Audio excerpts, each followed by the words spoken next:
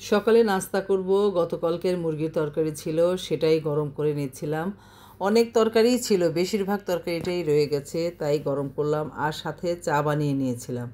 আর এই যে 2 কাপে দুধ চা বানিয়ে নিয়েছিলাম। আমি অবশ্য দুধ চা খাবো না, আমি একটা গ্রিন টি খাবো। কিন্তু সাহেব আর ছেলের জন্য, দুজনের জন্য বানাচ্ছিলাম 2 কাপে।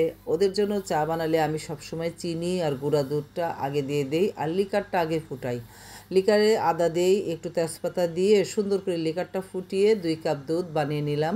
দুধ বললাম, সরি, চা বানিয়ে নিলাম। আর এই যে আমি রুটি দিয়ে এখন নাস্তা করব, মানে একটু মুরগির মাংস নিয়েছি, এটা দিয়ে নাস্তা করব। পরে আবার আমার জন্য গ্রিন টি বানিয়ে খাবো।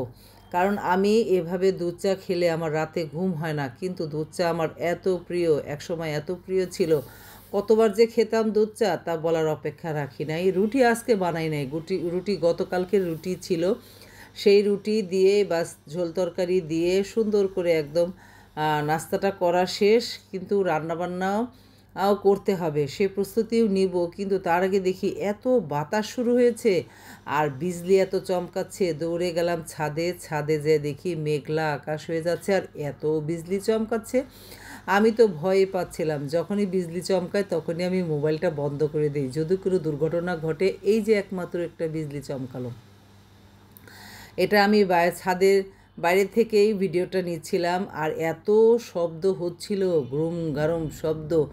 যত বলে না, যত গর্জে তত বর্ষে না, এই রকম অবস্থা আর কি।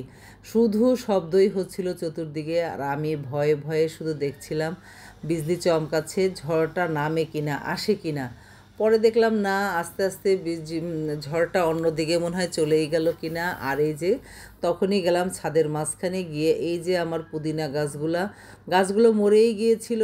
অসুস্থ ছিলাম যে কয়দিন, আসতে পারিনি, একদম মরে গিয়েছিল। পরে আবার পানি দেওয়াতে আবার গাছগুলো সতেজ হয়েছে, সতেজ হয়ে নতুন নতুন কুঁড়ি দিয়ে নতুন নতুন গাছগুলো হয়েছে। আর এগুলো এত সুন্দর হয়েছে, দেখতে ভালো লাগছিল। আর এই তো ছাদের অবস্থা, প্রতিদিন না আসলে যা হয় আর কি। আর এইখানে ছোট্ট একটা গোলাপের কুলি ফুটেছে, এটাই দেখছিলাম, অনেক সুন্দর লাগছিল। অনেকগুলো গাছের মাঝখানে একটা গোলাপ ফুটেছে, খুব সুন্দর। আর এদিক দিয়ে কাক তো ডাকছিল কা কা করে, কারণ বৃষ্টি নামবে বলে। এই যে কাক, ও তো খুব ডাকাডাকি করছিল।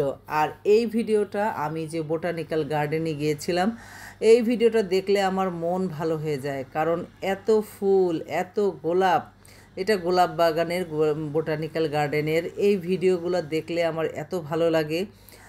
কী যে সুন্দর ফুল ফুটে আছে, এমন কোনো ফুল নেই এখানে নেই, মনটাই ভরে যায়।